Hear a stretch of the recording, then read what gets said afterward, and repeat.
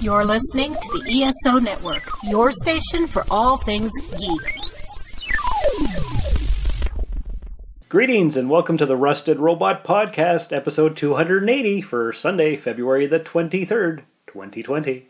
My name is Optimus Prime. Hello, I am C-3PO Human Cyborg Relations. I am Locutus, a Borg. You're like a machine underneath, right? But sort of alive outside? I'm a cybernetic organism, living tissue over a metal endoskeleton. I'm an android. These aren't the droids we're looking for. Counterfeit, facsimile, replica. We need some sort of robot. Ah, crap! I'm some sort of robot. Hey, it's Sean. It's Josh. How are you, buddy? Yeah, rough. Rough week. Sorry to hear that. Yeah, You gonna be alright? maybe. Cats are doing fine. Cats are doing fine. Good stuff. So you have a blood clot in your leg, I got a blood clot in my leg. which may or may not be a bad thing from everything you told me before we started recording. It should all be good, Okay. but that word is a bad word. What? Should. Yeah, because you never know what's going to happen. I started my new route this week. How'd that go? It's exhausting. It's a lot less houses that I have to go to, but the driveways are longer and farther apart. And it's a big geographical area. So, it's exhausting. Are routes based on, like, number of stops, total distance? I don't know what they're based on. I think they're based on time, is what it is. How long it should take you to get from one stop to the next, to the next, to the next. Yeah, but what are they using to calculate the time? They pace it by steps. And then this is a cab route, so I have to take a cab there and back. So there's less calls because I'm waiting for the cab. Because my old route, I walked in and walked out. So I had way more calls because I wasn't waiting for the cab. And the geographical area was still wide enough, but the driveways were closer together. It's I don't know how they calculate it. It's a mess. But Sounds like it. it is. And once I get used to it, I'll be fine. You know, it's getting used to something new. Always fun. Yeah, we'll see how that goes. It was an exhausting week, though. And I'm glad it's over. Yep, so am I. Hey, we got feedback from our last episode, Richard from Australia. Okay, he didn't send one to me, so you're not getting punched. Oh, good stuff. So for any listeners who didn't hear last week, I had a funny thought experiment where one of our loyal listeners, Richard from Australia, he always sends comments and feedback on all of our episodes. What was that? That was a creepy sound. That was my text alarm going off. Okay. All right, so back to Richard from Australia. We were talking about how we're going to start up a webcomic based on his life as a private investigator and call him Down Under Dick. Well, he actually got back to me, and I will find the thing here. He responds by saying, LMAO, Down Under Dick. Hilarious. Yes, Sean, you have some weird thoughts, and I am concerned if we're headed into Lonely Sean territory, but I did have a good laugh at that whole thing, except it's got to be Dick Down Under. Think about it. And yes, that's cheeky. Also, you do realize you all managed to slide into banter with the whole discussion of podcasts on the Fad Shop. Just saying. Yeah. So, yeah, we know. Yeah. So, he likes it, but he wants to call it Dick Down Under. So I'm thinking we're going to have a TV show, and it's going to be Sunday nights on HBO, and we're going to we're going to have it. The star is going to be Rick Richardson, and he's going to be starring as Down Under Dick in Dick Down Under, Sundays at 10. Check local listings. What do you think? Well, it wouldn't be local listings because it would be on HBO. HBO's I know, but it's a national channel. It is, but whatever. Okay. I think that's a good idea. Sure. You get the money together to produce it and show run it. Okay. And write it. Yes. I could do Tech direct. I could do all the things. Okay. After NOM, I got back from NOM and I went to film school, so I know all about that stuff. Sure. Mm-hmm. You do all that, and I will sign off as an executive producer. How about a co-executive producer? Sure. Have you been watching the last couple episodes of Star Trek Picard? I've not. This week has been pretty busy with the blood clot thing in the leg. Right. So okay. I usually watch it on Fridays. Yeah. And I had a bunch of running around to do. Okay, well that's fair. So you've missed the last couple episodes. I have. Okay. Well, we got a lot of 7 of 9 in episode 5. And there's some stuff going on, and it was a really good episode. That's all I'm going to say about it because you haven't watched it yet. But definitely tune in as soon as you can. It's getting more and more exciting, and there's lots of action, and there was Pimp Hat Guy, and lots of fun. Oh, okay. Mm-hmm. Is Pimp Hat Guy an alien? No. He's just a guy in a pimp hat? It was a ruse that they were doing. It's the guy who owns the starship. Okay. Yeah, and him and Picard had to do a ruse to get to a certain someone and figure out some stuff. And Picard was wearing an eye patch, and Captain Rios was wearing a pimp hat with a feather in it, and it was a lot of fun. Okay. Definitely recommend. All right. So it's getting better, and I think you'd like it. Is it? Yeah. You said that's about Star Trek Discovery, though. Picard and Discovery are nothing alike. Well, so far, for the first 3 episodes, they seem pretty alike. Do they? Yeah. Well, it's television from the modern era, so it's going to be some similarities. We'll see. Yes. I will give it the next 2 episodes. I already said that I'll give it the full 5. 2 more to go, and they're already out, so... Yeah, well, we just haven't had a chance, right? No, but you'll get there. I'll get there. And we can talk about it the next time. Yeah. And see if you're going to continue or not. We'll see. Yeah. Yeah. That's a good idea. So that's all we're going to say about Picard, because can't really discuss something that you haven't watched. No. Have you watched anything cool recently? No. Like I said, this week has been a dead week. I've introduced my children to a new anime that's on Netflix, but I had previously watched it, and I think we've already spoken about it like years ago. What's it called? Girls und Panzer. I think we did talk about that. Yeah. So Girls and Tanks or something? Girls and Tanks, yeah. I actually added an anime on Netflix to my queue. Oh, which one? Is it okay to pick up a girl in a dungeon or something? That is a good one. Because I remember you talking about it. Yeah. And I'm like, I'm going to add that to the list. I don't know if I'll ever get around to watching it, but it's in my list. You should. It's a really good show. Mm-hmm. It's light harem. So meaning that the one character has a lot of female characters around him. Ah, okay. But it is not like creepy harem. Oh, good. So like there's a lot of female characters around him, and a lot of them like him, but like none of them are like, oh, doing creepy things, and so it's not sexy time. It's not about the haremness. Okay, well that's good. So it's light harem, and he only has eyes for one girl. So it's more innocent. Yeah. Okay. And Belle Cornell is super innocent. Yeah. Well, I've added it to the list, and maybe I'll get around to it one of these days. I recommend it, man. You should go home and watch it right away. I should totally do that. Except, after I podcast with you, I have to go home and watch the Next Generation episode, Starship Mine. Okay. Do you know why I have to do that? Are you going on another podcast? I am going to be a guest host as we review Starship Mine on the Battle Bridge podcast with James and Lou. Okay. It's been a while since I've been on an episode with those guys. Have you ever listened to the Battle Bridge podcast? I've listened to a couple episodes, yeah. Okay. It's a unique show. They've been reviewing The Next Generation for like the last 7 years because their release schedule's all over the map. But sure. But they're hilarious. Do I highly recommend them? Yes, I do. For pure entertainment value. You know, some people rush through the reviews of a series and they get through it real fast and then they're done and then your podcast is over. Right. What you going to do then? Now, if you take your time and spread it out... Which they've been doing. You can get, 10, 12, 14 years out of a series. It's quite true. Yeah. Yes. They had a pretty... like MASH. Yeah. MASH was 3 times longer than the actual war that they were portraying. That's true. I remember that.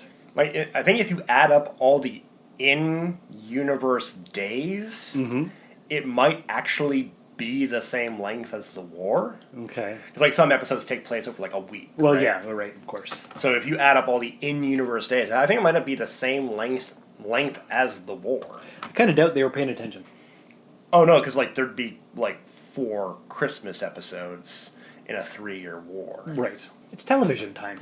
Yeah. Yeah. It's unique. Got to go watch some Starship Mine because it's Die Hard in space, and who doesn't love Die Hard? It's got the pre-Tuvok. Yes, it does. Yeah, exactly. So, good episode. Yes. Yeah, it's an okay episode. It's a good episode. It's an okay episode. I like it. It's fun. I like all the Picard stuff. Yeah. I really don't like the small talk section. Oh, with Hutch. Yeah. That whole side story could have gone away and not affected the story at all. True, but you needed to pay the actors for their contract time and stuff, so... Sure, do something good. Well, I guess so. It was like, that was... It was supposed to be totally opposite of the main story, though. Yeah. Ridiculous. Yeah, but you could have done something else. Oh, you could have, but they didn't. And, like, his whole thing of, like, oh, we've got to learn to small talk, and that was not good. But it was amusing. No. Because it was ridiculous. Ridiculous. I understand that they were trying to go for some kind of character development for Data. They could have done a lot better. Well, sure. Like, other episodes that focus on Data's character development did a great job. I think this is by far the worst character development episode for Data. You think so? Yeah. Like, because it's literally him exploring an aspect of humanity, right? But it is like the most inane, superficial level of humanity that not all of humanity does. They probably didn't want to have a big in-depth storyline for the B-plot, because they had to focus on the Picard in space. Yeah, but they ended up doing that anyways, because the B-plot ends up being the terrorist attack down there anyways. True. But so you could have done something good getting to that point instead of that. Can't really second-guess a 27-year-old episode, though, can we? Yes, you can. That is the entire point of the show you're going on. I know, but television was made differently back in the 90s. Yeah? We don't have episodes like those anymore. No.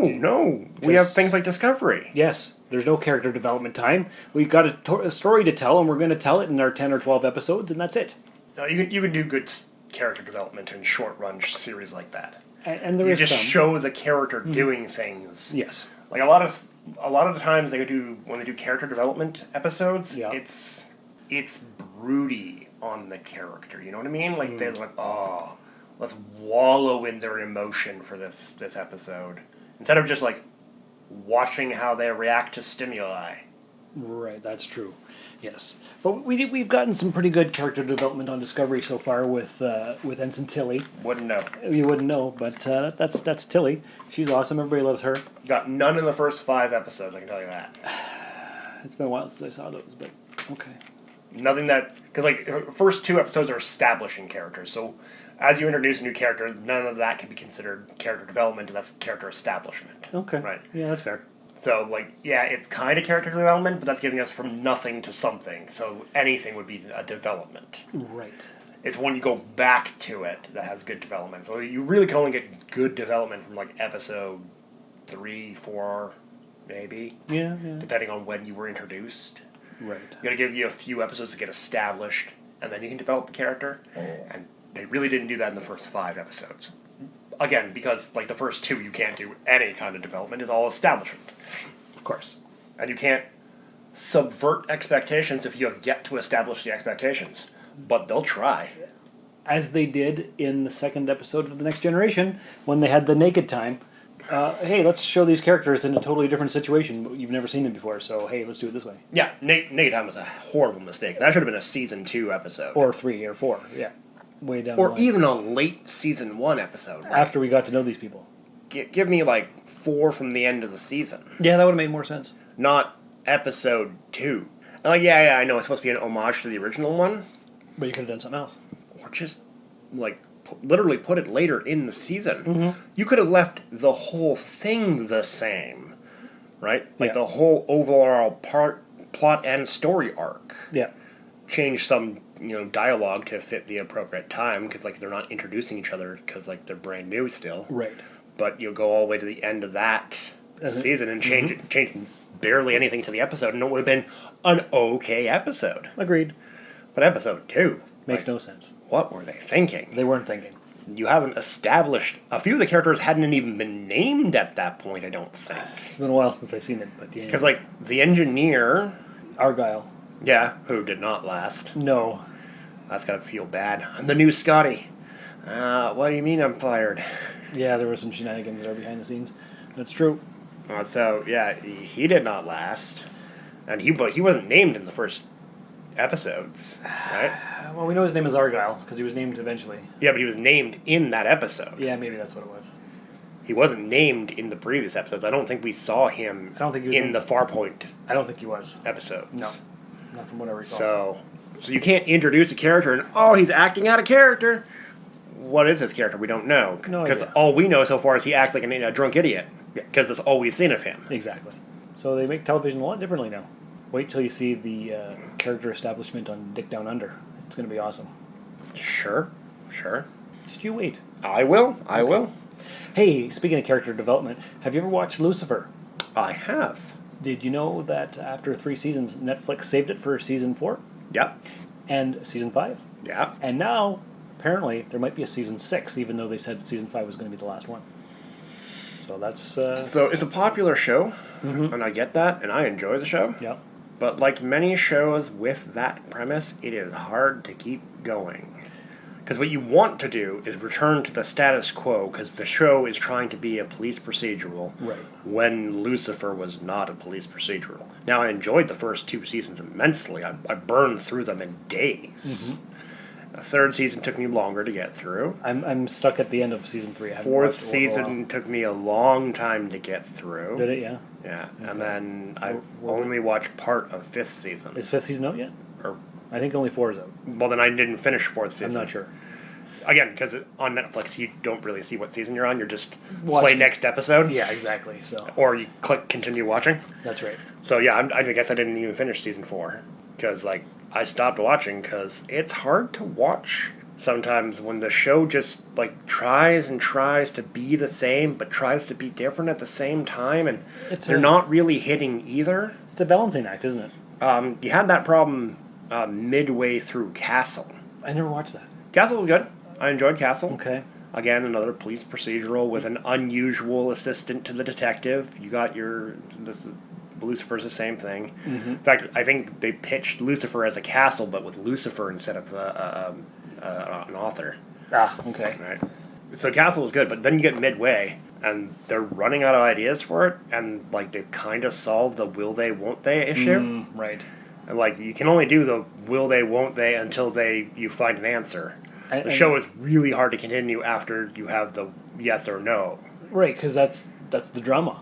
Yeah, that's the thing that hooks the 2 characters, and either they get married, and now you got to introduce some sort of outside thing to break them apart, which they often do, or you've got to kill off the character and replace them, or just replace the character. Now that you're dating, married to your partner, you can't be their partner anymore for reasons in the department, even though we've let this author be with you for 6 years nonstop. But that's fine. But now that you're dating them, we're going to have to replace you, even though he's not a member of the police department, and he technically doesn't fall into the police department's purview of who can be dating. But we're going to replace you. It's TV logic. Yeah. So, yeah. So that's the point that there was trouble. And Lucifer kind of hit that point where I was like, well, because you can only do so many stories the same. Yeah, exactly. No, the problem is they're trying to advance things. Right. Either you got to go full into, I'm advancing things. We are no longer a police procedural. Now that we've established our characters and we've had all the fun poking, now we're going to do full-on story arcs. Or we are not doing that, and we are staying a police procedural, and nothing is really ever going to change. You cannot walk the line between the two. It's not easy. No, you can't. They try. Some places They always try, because they want to keep the thing that made them popular, but they want to expand the story. And you can't do that. You got to pick one or the other. I wouldn't care if they kept Lucifer as a police procedural all the way through, where Lucifer's being a dink, the detective is going along and doing what she has to do. Yeah. Right? Yeah. And he's messing around but solving the cases, getting things done. Keep that procedural. Or give me a proper arc where whole story things are going down. Don't give me a police procedural and a story arc and trying to fit those together awkwardly. Yeah, no, that's not good. No. So what you're saying is make one case into an arc.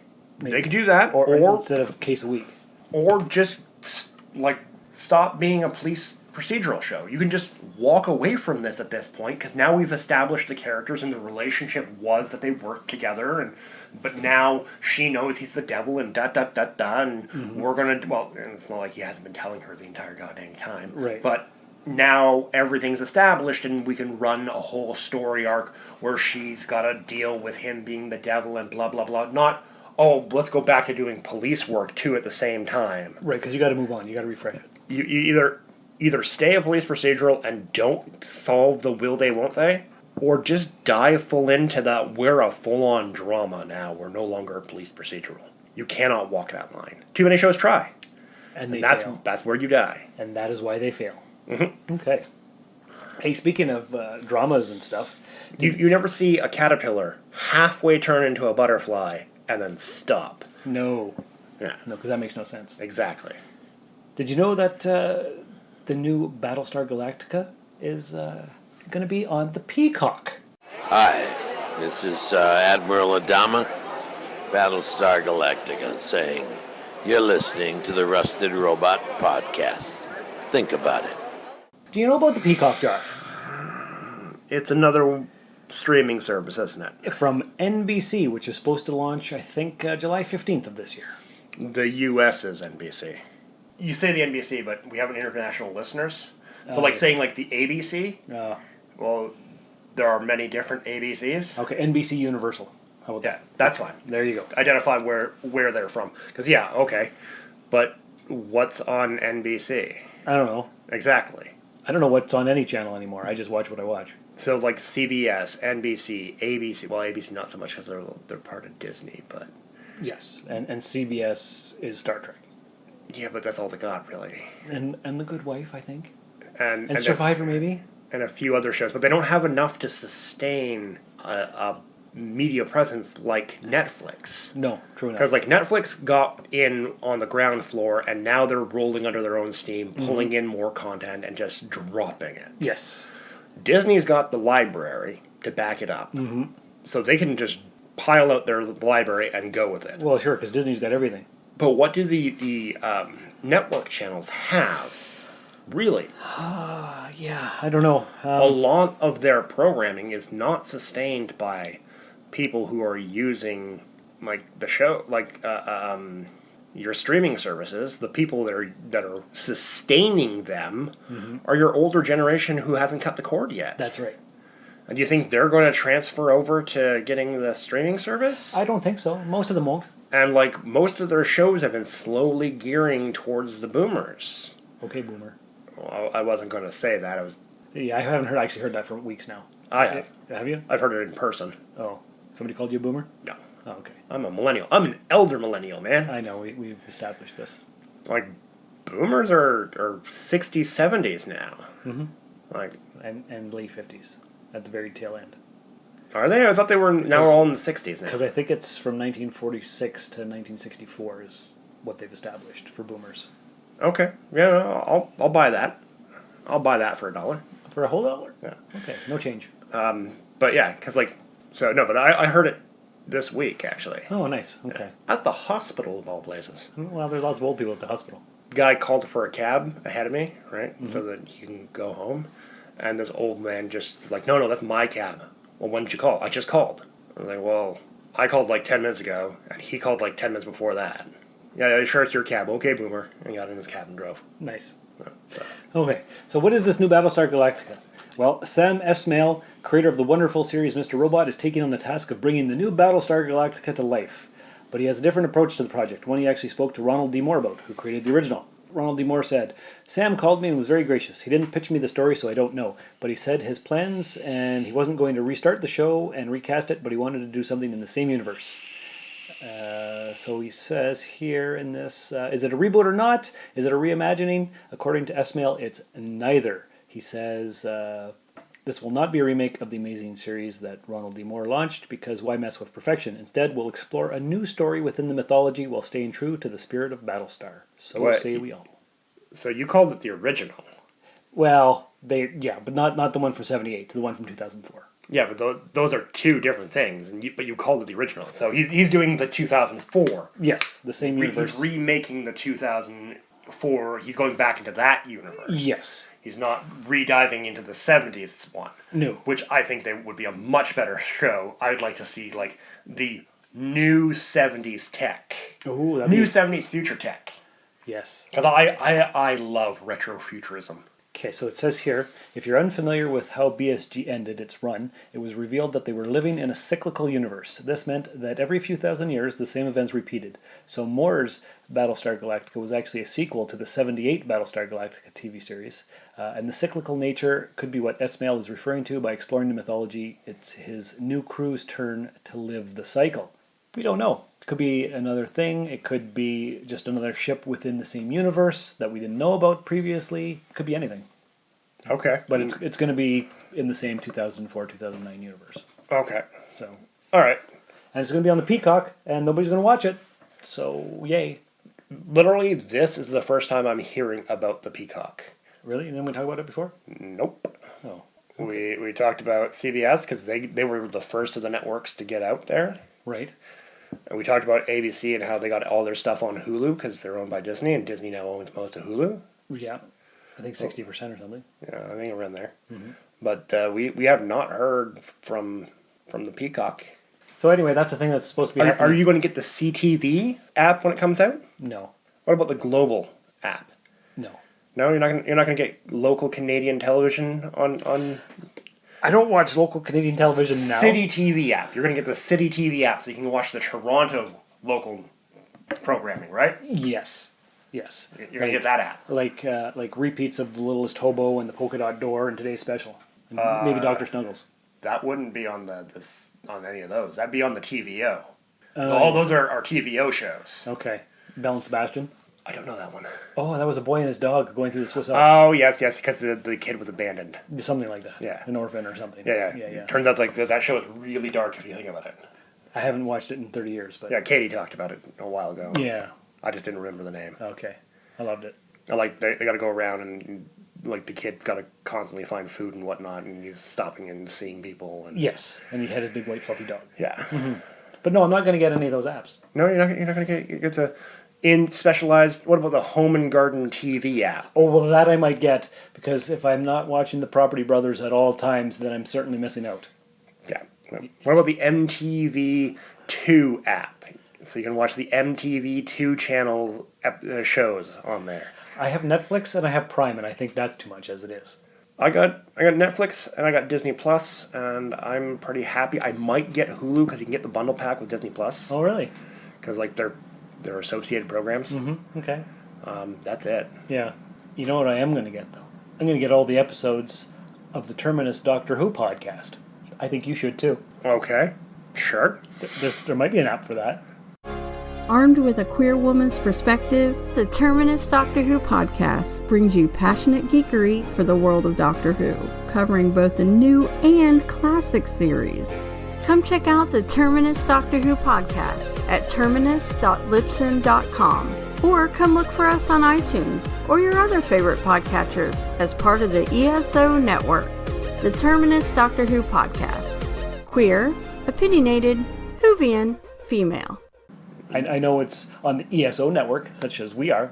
Yeah, we just go to the podcast app and go to type in ESO network. We should see all the ESO network shows on there. And there's a lot of good podcasts out there, such as this one here, Rusted Robot, and also the Soul Forge podcast, which you and your wife happened to be on this past week. Yep. Talking about your true love story. We got conned into doing an episode of that. Yes, it took me almost 3 years, but I got you to guest on the Soul Forge podcast and talk about your love life and your marriage and the history of you guys. Really don't know what to say about that. You don't know what to say about that? Yeah. Well, you said stuff for like 40 minutes. Yeah. So, but there were things that you said. Me and Katie are like really private people. Mm-hmm. Like we don't talk about anything with anybody. So it felt very awkward to me and Katie. Do you really? Yeah. Because you didn't seem awkward when you were recording. No, but I'm used to recording at this point. How many episodes of this have I been on? Well, like 170 something? Let's see, this is episode, 280? 280. And you started at episode 91, and you've only not been on a couple. Yeah. So, really, yeah, about 175 episodes. Yeah. Mm-hmm. So, yeah, I've got enough time on mic. Yeah, you do. So I'm used to being on mic. But me and Katie are very private people. It felt very awkward afterwards. Oh. Well, I appreciate you doing it. Yeah. And it's out there, episode 140, for everybody to listen to. 140? Hey, you know what? That's the halfway mark? It's the halfway mark of this, because this is 280, and that was 140. Hey, that's pretty good. Look at me just pumping out the episodes year after year after year. Sure. Just give myself a nice round of applause, because nobody else will do it. There you go. Hey, where is your wife? Why isn't she on the podcast this week? Unfortunately, she had to work. Oh, crap. Yeah. Where? Well, she has to work at the 101 Mall. She works at Jump City Comics. Oh, what's that about? It's a comics and collectible shop. I think you've heard of it. I think it's been mentioned every week for like 100 and something weeks. Going on like 150 weeks. It could be. Because they've been open for almost 3 years, almost 4 years at this point. I think, didn't they open in 2014? Or 2015? December? Yeah. So, yeah, it's been a long time. Yeah. Mm-hmm. Coming up on 5. Correct. Just past 4, so yeah, we're 4 years. And we've been doing the podcast things for like 3.5 years. We've been giving them plugs pretty much every week. So I think you've heard of them at this point, Sean. You know now that they're at 38 Pine Street North, Timmins, Ontario, Canada, in the basement of the 101 Mall in Unit 106. Oh, that's Take a right. left at the glass elevator. And left, not the right. That is correct. Okay, see, I forget all the time that we've talked about this hundreds of times at this point. Literally hundreds. Yeah. Yes. So I think you know where it is. In fact, you have a file there. Oh, yeah. And if you're a good customer, you can set up a file if you promise to pick up your things, and you can, they'll store comics for you on specialty order. Yeah, they do. Yeah. They do. If you're a good customer, if you're a bad customer, they'll yell at you to get out. Yeah, because they're mean. No, because you're a bad customer. Oh, bad customers don't deserve to get good stuff. That's what it is. Yes. See, I'm glad you refresh me every time, because as soon as I record these episodes, I forget about this store that we have in town. It's one of those things, so we have to keep mentioning it. Maybe you should go there, because you got a giant file you got to pick up. No, I don't. Yeah, you do. Do I? Yeah, because I put all the stuff in my file over there, and it's marked down as gift for Josh. Oh, I see. Okay. Because I'm going to buy you all your comics. Exactly. You're going to buy them for me as a gift, because it says right there it's a gift for Josh. It's on the note. How could I refuse? Yeah. I got some board games you're going to pick up for me. It's fantastic. I'm going to love the gift that you're giving me of those board games. I should hope so. Yeah. I'm very generous. Yeah. Yeah. Quite some time ago, I picked up Battle Wizards, right? Okay. Epic Spell Wars of the Battle Wizards of Mount Tentakill. Right? Testakill was the one that I got. Okay. So the rest of the expansion packs came in. Oh, good. I've been waiting for those. Yeah, so now there's Skull's Fire and 2 other ones, and they're sitting in your file ready for you to pick up for me. Oh, I can't wait. Time. I should go there after recording this. You should, and pick it up. Oh, but I can't. I have to go watch Starship Mine. You can go there, pick it up, and watch Starship Mine on your phone while you're driving, because that's perfectly safe and legal. Totally legal. Yeah. Yes. So long as you're not holding your phone, it's fine. Oh, yeah, right. I'll just have it on my dash. Yeah, put it right in front of your console, in front of your speedometer, and put it there, and just, oh no, I was looking down at the speedometer, officer. Yeah, I don't need to see what speed I'm going. No, that's fine. You should have a general feel for how fast you're going. Well, sure, of course. How often do you actually look at the speedometer while driving around downtown? Not too often. Yeah, because you got a feel for how fast you're going. I do, because I've been driving for 20-odd years. Exactly. So you don't need the speedometer anymore. You can put your phone there and watch an episode of Star Trek while you drive. It's almost 30 years. Holy crap, I'm getting old. Yeah? Yeah. Whew. Wow. Man, oh man, what's happening at the time? It's just flying by. Yep. Anyways, speaking of driving. Sure. Did you hear that Delorean is going to make a new DeLorean? Okay. That's cool. Yes. So we have here, DeLorean confirms plan to redesign and produce a new line of DMC 12S cars. And it says here that we're living in a very nostalgic time, because now we have learned that the legendary DeLorean will be up for grabs soon as well. A new DeLorean line has been rumored for years, and there were many people who wanted to see it happen, but it was held up because of regulations. But the regulations have changed, apparently, Josh. The new laws have allowed low-volume automakers to sell up to 325 cars each year that resemble production vehicles manufactured at least 25 years ago. However... Okay, hold on. That's a stupid regulation, then. Why? So you can't sell cars if you don't produce enough cars to sell cars. Mm-hmm. So you got to produce a lot of cars to sell cars. Yeah. Up to 325. You can't do more than 325, I guess. Yeah, but before the regulation requirement is you couldn't sell cars if you didn't produce enough cars, because that was the limiting factor. I guess so. Because now you can sell up to 325, so you're going to be a low production manufacturer, unless you're selling like custom works, which are individual vehicles to individual customers. These are building a set of cars and then selling the set of cars that you're building. That's a stupid rule. I'm not disputing that. So it says here, however, these vehicles must meet current Clean Air Act standards. So, of course, they have to be modern. They can't just be the ones from 25 plus years ago. Sure. Let's see. So, as a result of these loosened regulations, DeLorean's Vice President James Espy announced that the company is working on a new version of the DeLorean that is updated for the modern age. Does it come with a flux capacitor? I'll tell you here in a second. The body will look very similar to the original, except a little bit sleeker, and will be built with a mixture of original and new parts. Unlike the originals, the new DeLoreans will have features like power steering, cruise control, navigation, and Bluetooth. Few other details about the specifics of the new project are known, and the company expects that it will be at least another year before you'll see one of these vehicles on the road. Okay, well, that is slightly scary. I did not know the original DeLorean did not have power steering. That car was a hulking beast, and you needed power steering for that kind of car. Well, they weren't very well designed or made, and they were always breaking down. But apparently it's going to be all new and fancy with stuff in it. That's cool. But it doesn't say anything about flux capacitor. Well, that's just unfortunate. We need a flux capacitor. Yeah. So that's all we've got here about this. It might come out in a year or so, and who knows? But that's exciting. Were you going to buy a DeLorean, Josh? Are you going to get one? No, because I don't drive, Sean. Oh, you should. But look at this car. You should totally get one. Yeah, it looks real nice. I don't drive, Sean. Oh, well, that's just sadness. Maybe I'll get one, because I was thinking about getting the Tesla Cybertruck. Yeah, I thought you were getting a Cybertruck. Well, they're friggin' expensive. Yes. Do you think the DeLorean's going to be any cheaper? No. The Cybertruck's going to be a production car, which means they're going to produce a lot of them, which means the price is going to come down because of the bulk nature of production. These are limited production cars. True, so that's going to be pretty pricey. Yeah, so that's going to drive the price right up, because they can max out, what, 375 cars? 325. 325. So 325 cars per year. If you wanted to get one in the first year, how many people would you have to beat out in a price thing to get that car? Right, a lot. Right? Yeah. Now, think of all the rich nerds out there who have money. Oh, there's lots. Yeah. How many of them can throw down $100,000 without even laughing about it? Probably enough, no? Yeah. I'm not one of those guys. No. That's probably also why I'm not going to get the Cybertruck. Cybertruck's price is relatively reasonable because you're going to be going on production run. Well, the 39,000, 49,000, 69,000. Yeah, those are not bad prices. U.S. prices. Still, that's not bad prices.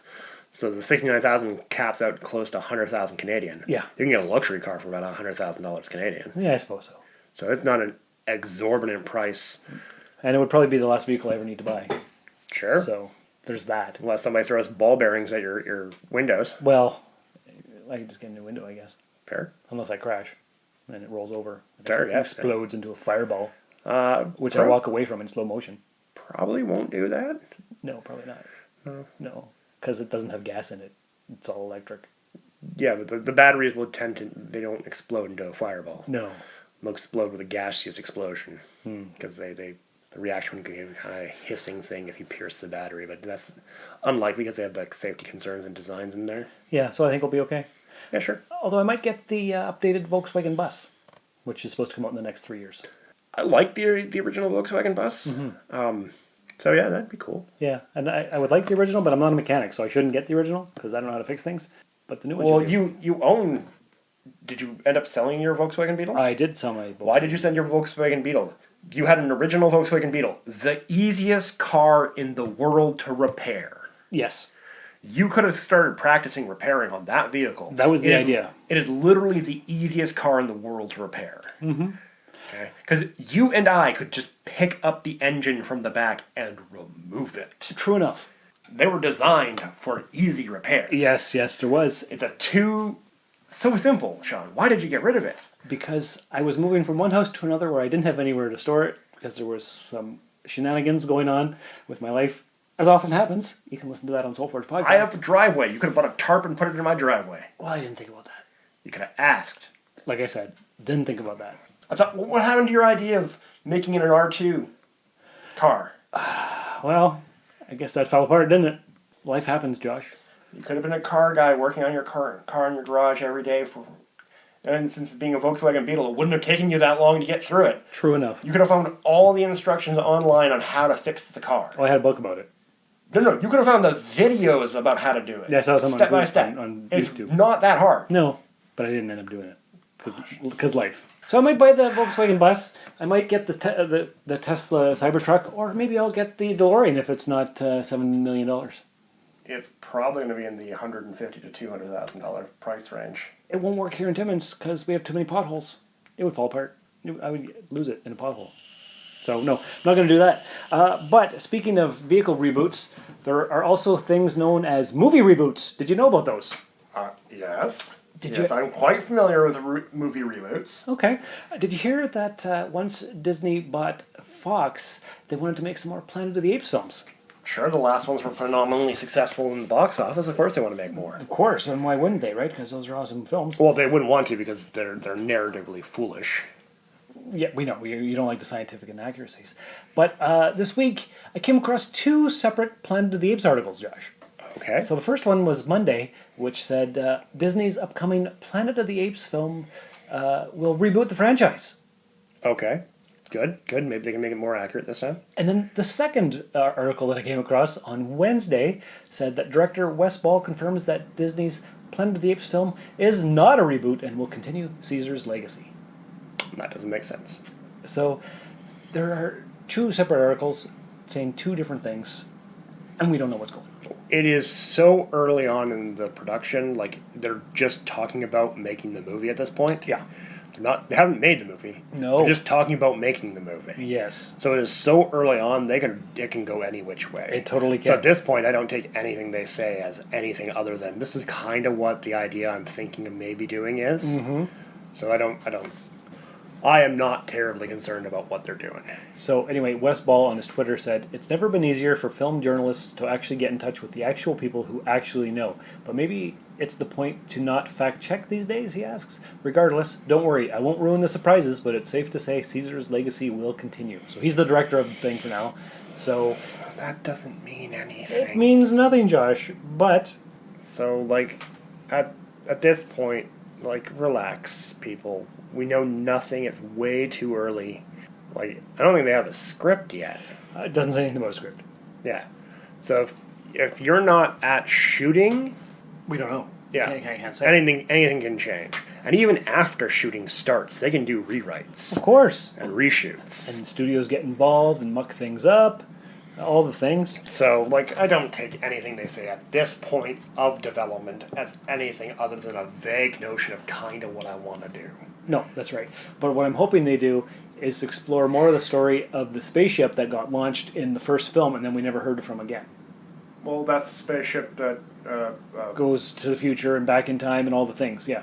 Not back in time, but to the future wasteland planet. Yeah. So, cool. See what they need to do. Mm-hmm. They need to connect the late 2000s ones with the Matt Damon one somehow. You're thinking Mark Wahlberg. Whatever, they're the same person at this point. Okay. Whatever, they're the same people. I get them confused all the time, and I don't know why. Yeah, you do, every time. Yeah. So, yes. But Matt Damon and Mark Wahlberg are not the same guy. They're the same guy. Okay. They've been living a double life secretly. I thought so. Yeah. So, because he wants to get double the paychecks. Well, sure. Why not? So, yeah. So, whatever. The Wahlberg one, they need to connect it to the Wahlberg one from the early 2000s, late 90s. That is the film that shall not be named, because it was horrible. No, they need to connect them. Do they? Yes. Because then we can see how the apes got there. Because, like, there's, like, what? A few apes on the ship, and there weren't any, like, there were, like, some chimpanzees. Where did the other ones come from, right? It's a mystery. And then where did the horses come from? Good question. So what happens is the ape space program back on Earth launches a ship to follow the other ship, not the main ship that goes back in time, but the other one that goes to the future. Yeah. And they crash land there. Uh-huh. And the Caesar from there isn't the Caesar of the little chimp that they have on the ship, but it's the actual Caesar from this movie series. Okay. That would make sense, that he's a great leader and they idolize him, but they don't. The stories are kind of getting mulled because they've lost their technology because they crashed their ship, but they have a brief understanding of their history. So you want to combine the universes? Yes, and then we can go back to Earth and meet Charlton Heston. Take your stinking paws off me, you damn dirty ape! Who wouldn't want to meet Charlton Heston? Exactly. So we can connect all 3 universes back to one single universe and then end it. I'll call the producers of Dick Down Under and get them on it. That's HBO. Yeah, but they all know each other. Yeah, but that's HBO. You can't... We're pitching to HBO. You don't want to pitch to them then try to get them to change the thing on the Disney thing. If you're going to do that, you pitch to Disney, get some clout, and then you go for it. But I don't know anybody at Disney. That's your problem. You got to know somebody at Disney because Disney's going to own everything soon anyways. I know. It's So you pitch to Disney. Mm-hmm. Then once we got clout, we can recommend this for the Planet of the Apes. Okay. And then we could be on Disney Plus rather than HBO Go. Because more people have Disney Plus. Yeah. And then we could do a crossover with the Avengers. Ooh. I'm in. Let's do it. Did you hear that CBS broke subscriber records for signups because of Picard? No. Oh, well, I'm just telling you now. Now you know. Sure. Now you know. Do you know what that means? Tell me. They didn't have that many people signed up. Like, depending on what they mean, like, oh, we got the most subscription signups for us in the month of February? Is that what they mean? Or do they mean we got the most subscription signups in a year? Did we get the most subscription signups of all subscription signup services that are streaming services that are available? Like, claiming an award is really easy. Okay. Well, according to the article here, it says on Viacom, how do you say it? Viacom? Viacom CBS's earnings call on Thursday, CEO Bob Bakish said the latest installment in the franchise, Star Trek Picard, broke the record for total stream and subscriber signups for CBS All Access. Yeah, see, no, that's an internal record. You can't go, oh, it's an internal record because we did this. A big deal. We're now taking the Star Trek franchise and extending it across the house, Bakish said. He said there are 2 more Star Trek series in production, one for CBS All Access and one for Nickelodeon. Then, of course, that would be the cartoon in Section 31. And he says there are 2 more series in development. There's a new Star Trek feature film at Paramount, and a series of Picard novels are being rolled out from the company's Simon & Schuster Publishing Company. So I've never read any of the novels. No? No novel ever of a Star Trek? Really? So, like, they've never interested me. Oh. So, meh. Okay, sure. Yeah, that's fine. That's fine. You're rolling out shows. We knew about a few of the shows. We knew there's talk about the movie and all that. Okay, that's all cool. Don't brag about breaking an internal record until your internal record is actually impressive. When a show launches and so many people try to watch the show that it actually shuts down your service, that's kind of something to brag about. I think that happened to them. That happened to Netflix. I think it happened to CBS too. Not that I know about. I think when Discovery premiered. I don't think so. I recall something. But since we're in Canada and we don't have that, it's hard to know. Then again, didn't Discovery premiere shortly after the thing was up? Yeah, something like that. And they weren't really ready for it yet? Probably. Yeah. Netflix had been up for a number of years before that happened to them with, like, I think with Stranger Things. No, yeah. Mm-hmm. Like, it just crushed their network. Right. Yeah. And they've been up and had a tested and working network for quite some time. Oh, it's been going on since... So, like, that is an actual record. Or you've got so many signups in a month that your system literally can't handle all the signups like Disney Plus had. Right. See, those records are internal records, but they're at least somewhat impressive. Yeah. We've had the most signups on our network for us. For us, yeah. In any given period of time, which we arbitrarily have established as a period of time that we're going to measure these things against. That's a Texas sharpshooter right there. Look at us, we're impressive. Shoot at the wall and draw the target around it. Yeah, that's a good idea. You've never heard of a Texas sharpshooter? I have not. I like that, though. Okay. Yeah, so... Meh. Okay. Yeah, so anyway, that's a thing. One last thing, actually. Okay.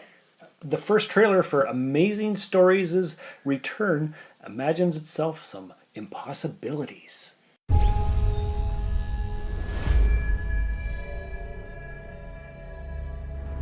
Just how many of these things have you dealt with?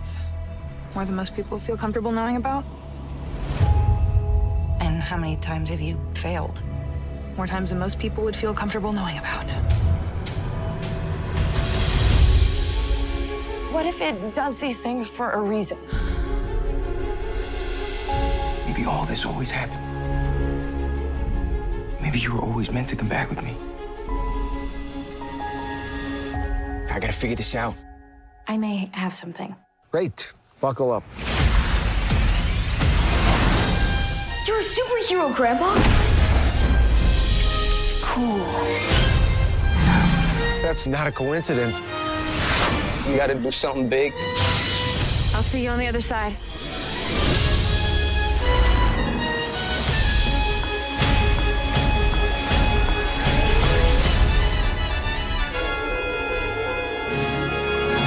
It's a pretty good story. Be nice. I'll tell it to you sometime. Okay, so it says here, will the stories be amazing? Hard to say yet, but our first look at Apple's take on the beloved anthology show is intriguing. The Amazing Stories reboot with Spielberg's involvement was one of the first things we heard about when it came to Apple's plans to enter the streaming service arena, well before we even knew what it would be called. But while we've seen Apple TV deliver on a few genre hits already, we're only now just finally time to get a glimpse at what Spielberg's landmark deal with the tech giant is going to offer. So apparently there was a series in the 80s called Amazing Stories as well, and this one is going to tell standalone genre tales dabbling with sci-fi, fantasy, horror, and other genre elements. But this time it's going to have 5 individual episodes. Okay, so I get it. It's a less depressing... Outer Limits? Outer Limits, that's... Twilight Zone? Yeah. So it's a less depressing Twilight Zone. It's cool. Mm-hmm. I like anthology shows like that. Yeah. Outer Limits I particularly liked, the new Outer Limits. Mm-hmm. Black Mirror? Yeah, I didn't really get into Black Mirror that much. Okay.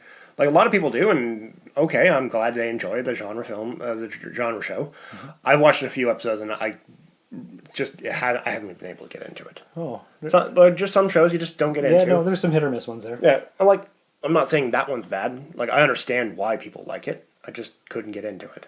So there's a thing. Yes.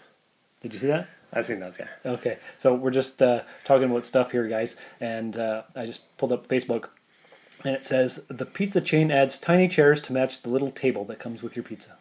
So if that's a real thing, that's pretty cool. Yeah. Is that a real thing? I think so. Yeah. That's neat.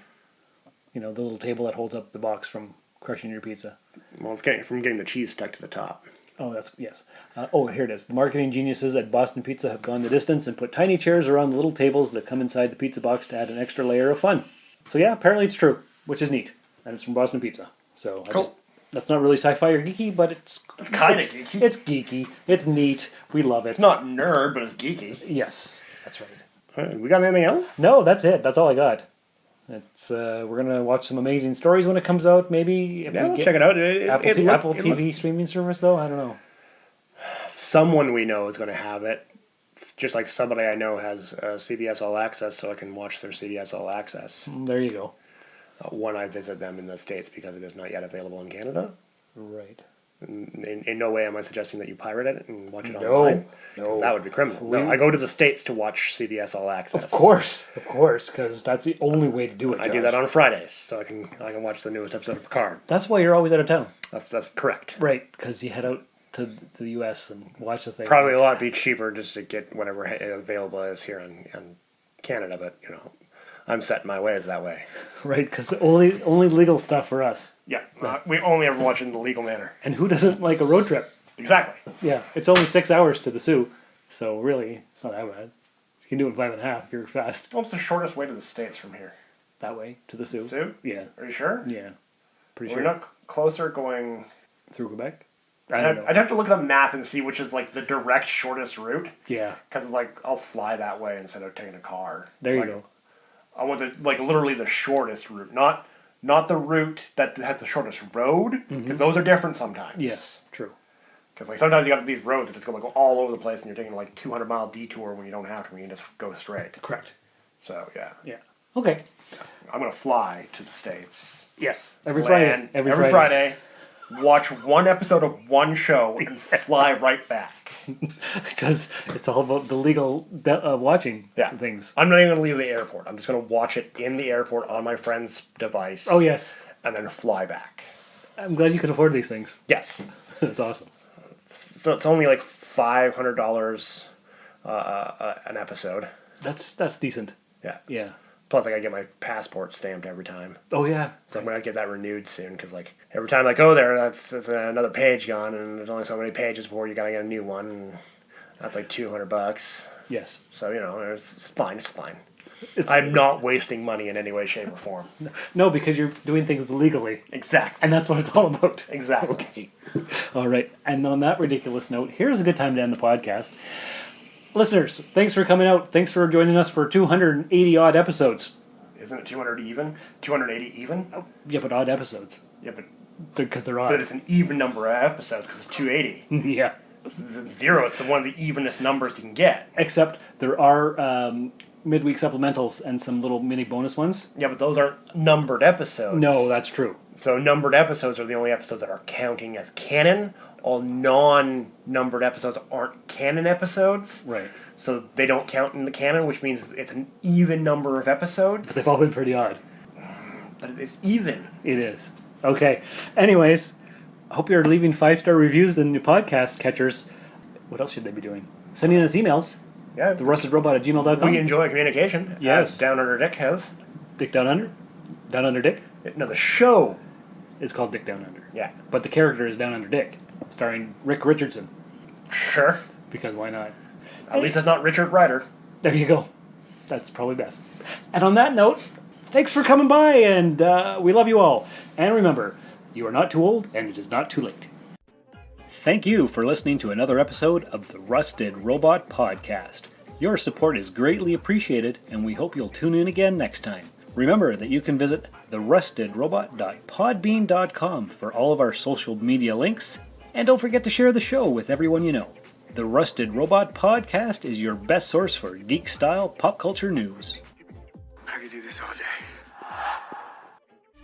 In 1963, French author Pierre Boulle published his sci-fi masterpiece, Planet of the Apes, La Planète des Singes, a title we have all now come to know and love. And while the 1960s film franchise and the book share the same story route, the book is pretty different from its beloved adaptation. As we all know, the movie starts with Charlton Heston and his team crash landing on an unknown planet. In the book, however, the story begins when a space-traveling couple named Phyllis and Jin pick up a manuscript floating in a bottle. Inside, the message is a testament of Ulysse Moreau, a member of a French space expedition which landed him on a planet named Soror in the Betelgeuse system. Similar to Heston's George Taylor, Ulysse is shocked to find this unusual planet occupied by human-like creatures who act like wild animals and are unable to communicate.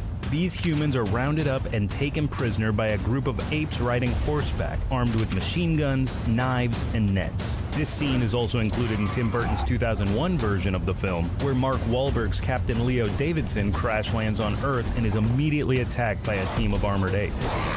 Both Ulysse and his film counterparts Taylor and Davidson are tied up and taken back to the Ape City to be experimented on. Unlike the 1968 film, where Taylor ultimately impresses his captors, namely Zira, with his ability to speak, that bright eyes is remarkable. In the book, Ulysse faces some difficulty convincing the apes that he's not one of the feral humans, as he speaks French and the apes speak an advanced simian language unlike anything he's ever heard. When Ulysse does speak, his Zira thinks he's just aping them, no pun intended, and brushes him off. It takes stealing her notebook and drawing out complicated mathematical diagrams to convince her and her team that he's actually pretty smart. After some hard work and patience, Ulysse eventually learns to speak the simian language, and in return, Zira learns French, allowing them to communicate with each other. This approach is a little less dramatic than Heston's Take your stinking paws off me, you damn dirty ape! but equally as effective. And while George Taylor is basically forced to stand trial against an assembly of apes all keen on castrating and lobotomizing him, Taylor's book counterpart gets to give a well-thought-out speech in front of the ape government, calmly making a case for his freedom and earning the support of the public. Not exactly the same vibe. Another important part of the book is Zira's fiancé Cornelius's discovery that apes didn't naturally evolve into intelligence, but copied an older, more advanced civilization. This backstory is revealed in both the 1972 Conquest of the Planet of the Apes, Cornelius and Zira, some 2,000 years hence, their descendants will have all but exterminated the human race from the face of the earth, and in the more recent Rise of the Planet of the Apes in 2011. Both films include different histories for the ape known as Caesar. Caesar?